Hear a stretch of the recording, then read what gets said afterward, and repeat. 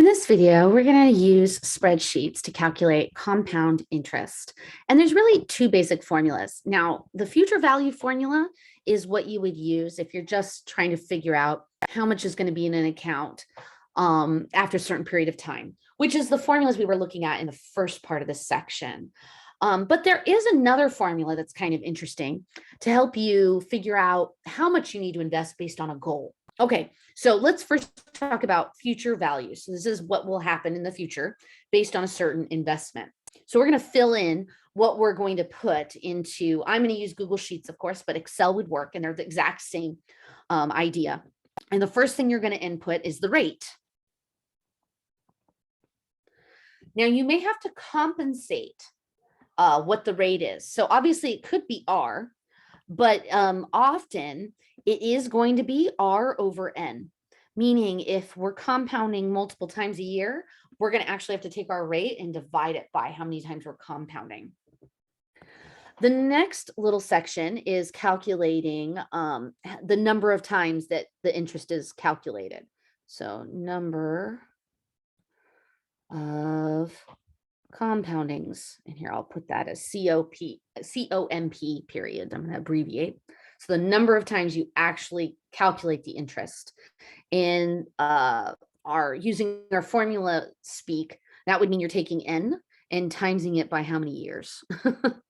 And of course, we'd be using the asterisk symbol in Google Sheets. Okay, then the next cell we would enter in, and this we haven't discussed and we will look at in the next sections, is payments. If you decide to make payments, you don't have to, but if you decide to continually invest like every month or every year, you can make payments and figure out, adding in those payments, what the future amount is going to look like. Okay. But it can be zero, and just so you're aware. Then we have the present value. This is what you have presently.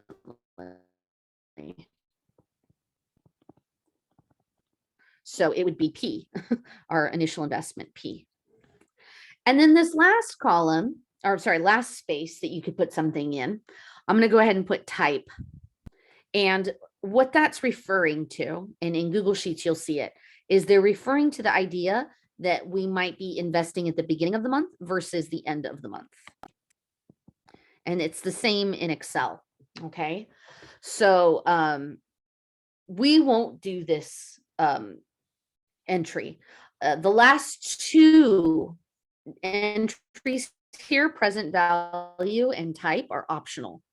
Okay, you don't have to input them. You could just put the first three things and then close the parenthesis. Okay. Okay, so it's very similar for present value here. I'm going to go ahead and I forgot to put an equal sign. So throw an equal sign there. It's the rate. It's the number of times compounding. It's the payments. But then the difference is, let's say we want a specific future value, and we would like to figure out how much we need to invest now to make that happen. All right. And then still that kind of special type, we'll call it, for the last cell, the last entry. Okay. Let me show you what this looks like. We're actually going to use Google Sheets and plug this information in. Okay. But let's start by writing what we're going to type in. This way I like for showing work on something. Okay, so here's what you would do.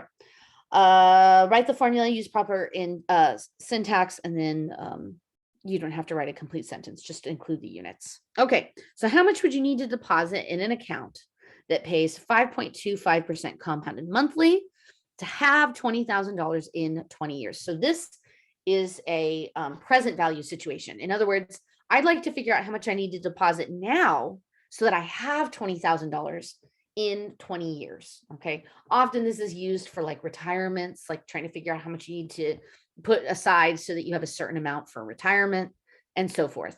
Okay. So that means we're going to use the present value formula. So PV parentheses. This is what I'm going to put in Google Sheets. Okay. And then I'm going to put the rate. So the rate, let me put it in decimal form, is 0.0525 But then because it's being compounded monthly, I'm going to divide that number by 12. All right. In fact, when I input it here, I'll just write it like this. It would use the slash symbol divided by 12 like that. All right. Then to figure out how many times I'm going to be compounding, I'm going to take 12 times a year for 20 years. So I'm timesing it by 20. Now I'm going to use the asterisk symbol because that's what we'll use when we input it into Google Sheets for the times.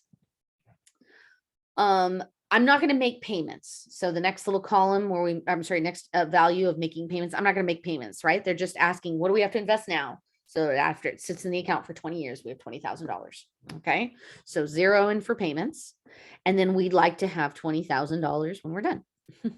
And then that's what we're going to input. We're going to close the parenthesis. We're not going to include the last space.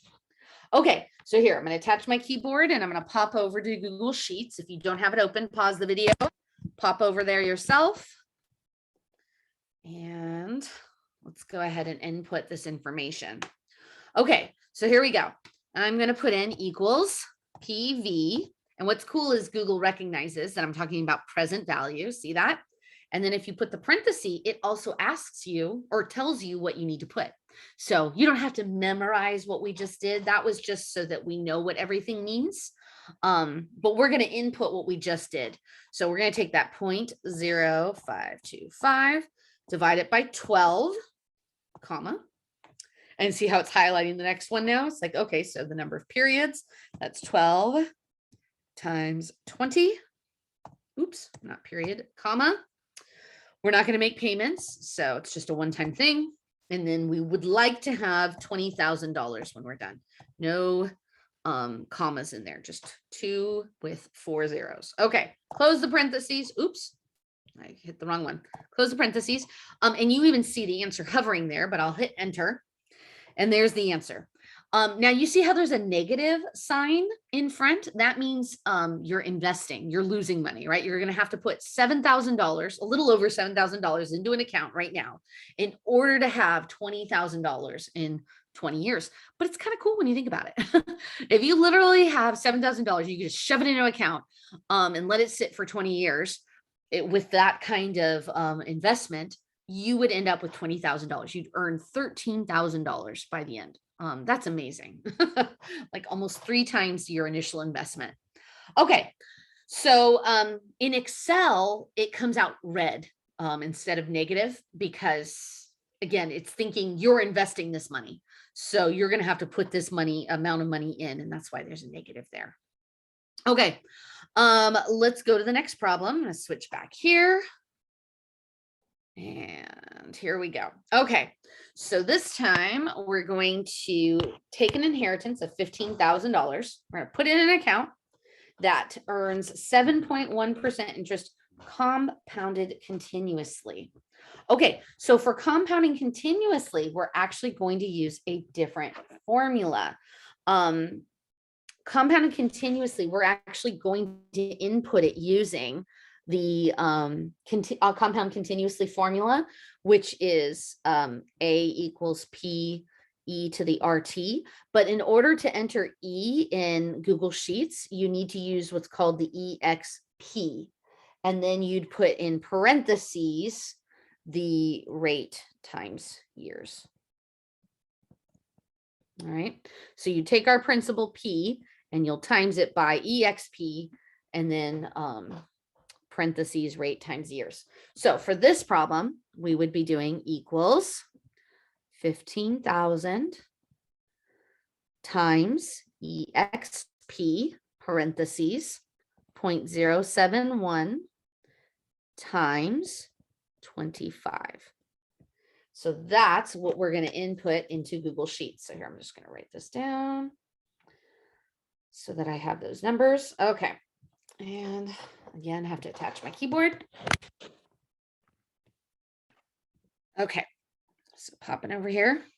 I'm going to just do it right below. So equals 15,000, no comma, times EXP, parentheses, and then now it's telling me, okay, you need to put an exponent in, and this is what I want to put in the exponent.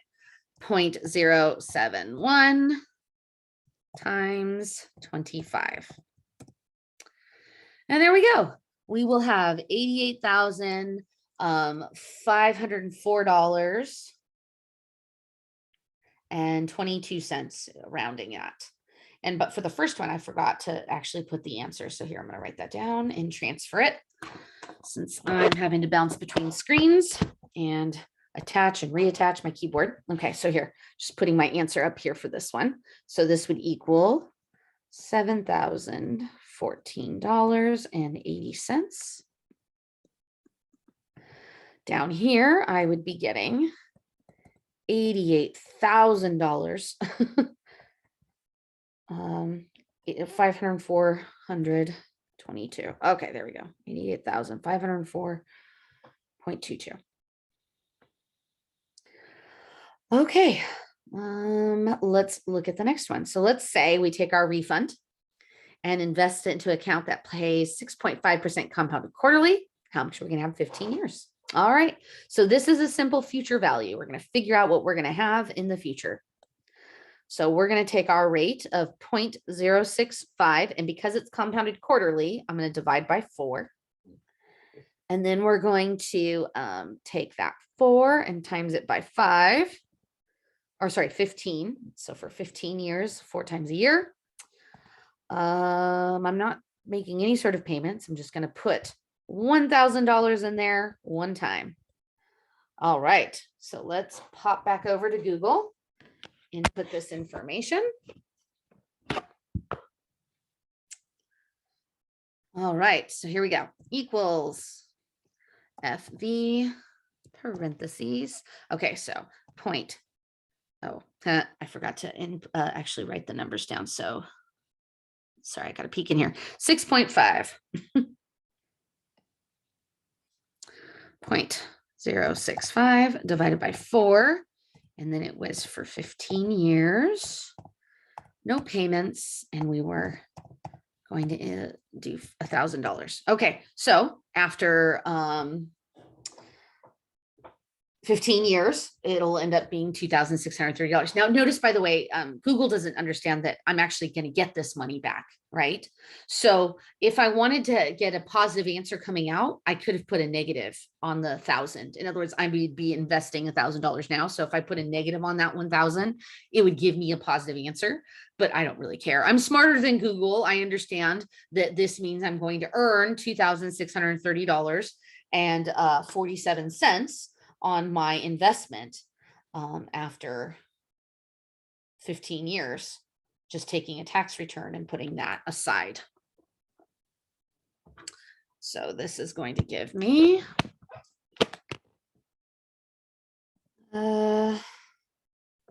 oops, sorry, I hovered over something and it got mad. I apologize. I'm so sorry.